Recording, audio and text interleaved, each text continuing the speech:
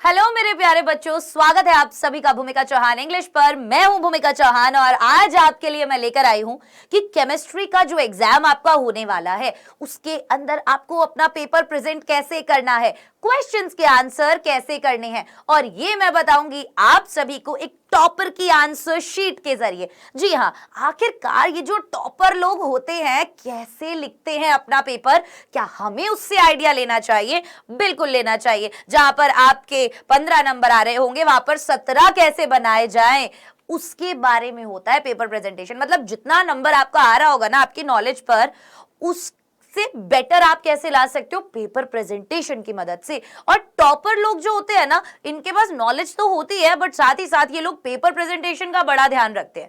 कैसे तरीके के क्वेश्चंस को, डिफरेंस वाले क्वेश्चंस को, एमसीक्यू वाले क्वेश्चंस को, नेम रिएक्शन वाले क्वेश्चंस को कैसे एग्जाम में लिखा जाए, आज की छोटी सी वीडियो में मैं आप सभी को बताऊंगी। आइए शुरू करते हैं। देखो, जैसे ये एक आंसर शीट आपको यहां पर दिख रही होगी और इसके अंदर मैं आपको बताऊंगी सबसे पहला जो सवाल किया हुआ है बच्चे ने वो एमसीक्यू वाला किया हुआ है। तो देखो, पहले उसने क्या डाला, आंसर नंबर डाला कि भाई पहला जो सवाल दिया हुआ है उसके अंदर जो 4 सवाल पूछे गए हैं, यहां 5 पूछे गए हैं। अब देखो, क्योंकि ये पुराने साल की है इसलिए आपके पेपर पैटर्न से अलग हो सकती है कि आपके ज्यादा क्वेश्चंस आ रहे हैं, इनके कम एमसीक्यू क्वेश्चंस आ रहे हैं। ठीक है, कुछ टॉपिक्स के आंसर हो सकता है इसके अंदर लिखे हो जो आपके वाले में कट गए हो। तो उन सब चीजों को, सिलेबस को साइड में रख के मैं ये बताऊंगी कि अगर एमसीक्यू टाइप क्वेश्चन आता है तो उसको कैसे लिखना है, डेरिवेशन वाले क्वेश्चंस कैसे लिखने हैं। ठीक है ना, तो उस चीज पे ध्यान देना। पहली चीज, एमसीक्यू वाले क्वेश्चंस को देखो इसने कैसे लिखा। इसने पहले लिखा उत्तर क्रमांक यहां पर 1, अच्छे से बढ़िया। उसके बाद इसने डाला कि भाई जो भी पहला सवाल है ना उसका आंसर क्या है, आंसर है उस एमसीक्यू का बी। तो इसने जो सही ऑप्शन है वो लिखा और फिर उसका नाम भी लिखा। ये बात आप ध्यान रखना। दूसरे वाले में देखो, अगर ए सही है, ऑप्शन नंबर ए सही है तो उसने ए लिखा और उसके बाद वो ऑप्शन में जो दिया हुआ है वो चीज भी लिखी। तो आपको जो भी एमसीक्यू टाइप क्वेश्चन दिया होगा आप भी ऐसे करोगे। मान लो ये आपकी आंसर शीट है, ठीक है, तो आपने यहां पर लिख दिया अपना उत्तर क्रमांक, या फिर कुछ बच्चे और होंगे जो आंसर नंबर, इंग्लिश मीडियम वाले बच्चे अगर देख रहे होंगे तो ये चीज और है। अब आप ये सोचो कि मैम ये तो हिंदी मीडियम वाले बच्चों का है, आप इंग्लिश मीडियम के लिए बताओ। पेपर प्रेजेंटेशन सबका सेम ही होता है, ठीक है, वो हिंदी में लिखते हैं, आप इंग्लिश में लिखते हैं। तो जो मेन चीज है उस पर ध्यान देना। यहां पर आप अपना आंसर नंबर लिखेंगे, कौन सा लिख रहे हो। अब क्वेश्चन नंबर 1 है, मान लो उसके अंदर आपको 6 एमसीक्यू दिए हुए हैं, तो आप कैसे लिखोगे, आपने नंबर 1 डाला, उसके बाद आपका मान लीजिए बी ऑप्शन, ठीक है, तो आप लिखोगे बी ऑप्शन। और अगर बी ऑप्शन आपका है, मान लो यहां पर ग्रेफाइट लिखा हुआ है, तो आप ग्रेफाइट भी मेंशन करके आओगे। समझ में आ गई बात। तो एमसीक्यू टाइप क्वेश्चंस को आपको ऐसे आंसर करना है, जो ऑप्शन नंबर है सही वो वाला नंबर भी लिखना है, ठीक है, और उसके बाद जो भी नाम दिया हुआ है या जो भी उसके अंदर है उस ऑप्शन में वो नाम भी वहां पर या वो चीज जो भी दी है वो मेंशन करनी जरूरी है। बी ऑप्शन जो भी है वो लिखना जरूरी है। ये बात हुई हमारी एमसीक्यू टाइप क्वेश्चन की। अब उसके बाद मान लीजिए दूसरा भी उत्तर क्रमांक 2 में भी आया हुआ है, सेम एमसीक्यू टाइप क्वेश्चन है। तो देखो उसने सब कुछ लिखा है, विटामिन सी, द्रव, संश्लेषित, पेप्टीकरण, जो भी आंसर्स होंगे उसके। और इस चीज का आपको सबसे ज्यादा ध्यान जो है वो रखना है। क्लियर है, ये एमसीक्यू टाइप क्वेश्चन है तो इसने मेंशन किया हुआ है। हो सकता है यहाँ पे सब्जेक्टिव क्वेश्चन पूछा गया हो, राइट, तो इसीलिए उसने जो भी उसका आंसर था वो सीधा सीधा आंसर डालकर मेंशन किया हुआ है। तो ऐसा नहीं होना चाहिए कि जो ऑप्शन दिया हुआ है आप वो ऑप्शन नहीं लिख कर आ रहे हो, वो भी लिखना है एबीसीडी में से जो सही है और फिर जो भी वो ऑप्शन है वो लिखना है वहां पर। क्लियर है। अब आगे आ जाते हैं। और अगर अब मान लीजिए आपसे जो भी क्वेश्चन पूछे गए हैं एग्जाम के अंदर, सबसे पहली बात, अगर किसी भी चीज की डेफिनेशन वगैरह पूछी गई है या किसी टर्म के बारे में पूछा गया है, जैसे यहां पर टिंडल प्रभाव के बारे में पूछा गया था, तो सवाल में उसने बोला होगा, तो आपने पहले क्या लिखा, आपने पहले लिखा टिंडल प्रभाव। तो आपको इस तरीके के जो भी क्वेश्चन पूछे जा रहे हैं आप उसका नाम पहले डालो, उसके बारे में जो भी जानकारी है आपकी वो आपको लिखकर आना है। इसमें सबसे इंपॉर्टेंट चीज होती है उदाहरण। बेटा केमिस्ट्री में ना एग्जाम्पल्स का बहुत ज्यादा इंपॉर्टेंस है, ध्यान रखना। जो भी आपकी नेम रिएक्शंस आ रही हैं, ठीक है, जो भी आपको इस तरीके की चीजें पूछी जा रही हैं, उसमें आप एग्जाम्पल्स जरूर ऐड करेंगे। इसके अंदर जैसे मान लीजिए इसने ज्यादा मार्क्स का क्वेश्चन होगा इसलिए डायग्राम भी ऐड कर दिया। अगर कम मार्क्स का क्वेश्चन है तो आप उसके बारे में लिख दीजिए और उदाहरण लिख दीजिए। अगर वही ज्यादा मार्क्स का क्वेश्चन है और अगर उसके अंदर कोई डायग्राम है या कोई ग्राफ है तो आप वो चीज वहां पर बनाकर जरूर आइएगा। पर ये डिपेंड करता है कितने नंबर का सवाल पूछा गया है उस पर, तो सवाल को समझना बहुत ज्यादा जरूरी है। उसके बाद अगेन वैसे ही टाइप का क्वेश्चन। अब इसने एक चीज देखो करी हुई है, इसने इंपॉर्टेंट चीजों को अंडरलाइन किया हुआ है। जैसे यहां पर किसी भी उपसह संयोजी को इसने अंडरलाइन किया, परमाणु की एकाकी इलेक्ट्रॉन इसको इसने अंडरलाइन किया, ठीक है, परमाणु से उपसह संयोजक। तो कीवर्ड्स होते हैं, ये की फ्रेजेस होते हैं जिन्हें हम अंडरलाइन करते हैं जिससे हमें अच्छे मार्क्स मिलते हैं। तो ये भी काम आपको करके आना है। अब इसका मतलब ये नहीं है कि आपको लग रहा है आपका तो पूरा ही पेपर इंपॉर्टेंट है, आपका तो पूरा ही आंसर इंपॉर्टेंट है तो आप पूरे आंसर को अंडरलाइन करने लग गए। ऐसा नहीं करना है एग्जाम में, है ना, ऐसा बिल्कुल नहीं करना है। चलो ये तो हुए दूसरे तरीके के। आप देख रहे हैं इसने उत्तर क्रमांक कितने बढ़िया तरीके से डाला है और 1 बाय 1 करके पहला नंबर, दूसरा नंबर, तीसरा नंबर, ठीक है, फिर इसको चौथा पांचवा नहीं आता होगा तो इसने छठा नंबर डाला, सातवां नंबर, इस तरीके से उसने अपना क्वेश्चन पेपर अटेम्प्ट किया हुआ है। अब जब भी आपको उदाहरण के अंदर, ठीक है, जो भी आपके फॉर्मूला वगैरह दिए हुए हैं उनको आप थोड़ा सा ना बड़ा लिख के आना। मैं आपको ये सलाह दूंगी, ये जो होते हैं ना आपको K4, FE, CN6, इसको थोड़ा सा जो आप लिखते हो उसके कंपैरिजन में बड़ा लिख कर आना ताकि टीचर का सीधा ध्यान जाए उदाहरण में उसके ऊपर। आपके जो भी ये रिएक्शंस होते हैं, दो चीजों को मिलाकर आप जो भी बनाते हैं, तो आपको क्या करना है उस चीज को थोड़ा सा बड़ा करके लिख कर आना है कि टीचर का डायरेक्ट ध्यान जाए।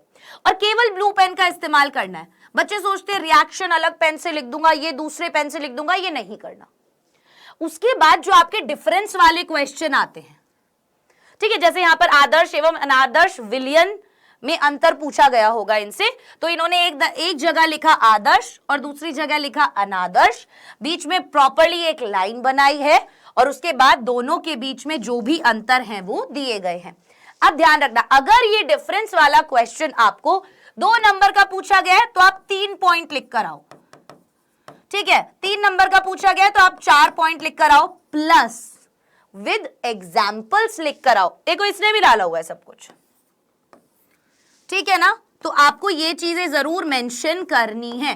प्रॉपर्ली एक टेबल बनानी है। 2 नंबर का सवाल है 3 पॉइंट लिखने हैं, 3 नंबर का सवाल है 4 पॉइंट लिखने हैं, लेकिन अंतर वाले सवाल को ऐसे ही आमने सामने वाले पैटर्न में आपको एग्जाम में लिख कर आना है। अभी चाहे इंग्लिश मीडियम वाले बच्चों चाहे हिंदी मीडियम वाले बच्चों। चलो उसके बाद जो भी आपको ऐसे रिएक्शंस वगैरह पूछी जाती है कि भाई इनको मिलाएंगे तो ये बनेगा, ऐसे सवाल आपके एग्जाम में आते हैं। तो जैसे यहां पर C2H5NH2 को इसने लिखा हुआ है, एक तो ये क्लियर भी नहीं दिख रहा है, ये वाला दिख रहा है, इसने इसको क्लोरोफॉर्म लिखा हुआ है, ठीक है। तो जो भी उसका फॉर्मूला था उसके नीचे जो वो बन रहा है ना, उसको जो भी कहते हैं, उसका जो भी नाम होता है वो उसने मेंशन किया। ऐसा नहीं था कि इसने केवल C2H5NH2 लिख के छोड़ दिया। ये क्या होता है उसने ये भी मेंशन किया। यही छोटी छोटी चीजें हैं जिससे टीचर इंप्रेस हो जाता है। यही छोटी छोटी चीजें हैं जिससे टीचर इंप्रेस हो जाता है। जो भी बन रहा है या उसको जो भी बुलाया जाता है केमिस्ट्री में, आप क्या करोगे उसका नाम लिख कर आओगे जब भी आप ऐसी रिएक्शंस लिख रहे हो, ठीक है। जैसे बहुत सारी नेम रिएक्शंस पे बताया था उस दिन भास्कर सर ने भी कि क्वेश्चंस आते हैं, तो आप उनको जब लिख कर आओगे, उनकी डेफिनेशन लिख कर आओगे या जो भी लिख कर आओगे, ये ऐसे मेंशन जरूर करोगे उसके नीचे, ठीक है। ये हो गई हमारी कुछ ऐसी बातें जो काफी इंपॉर्टेंट थी।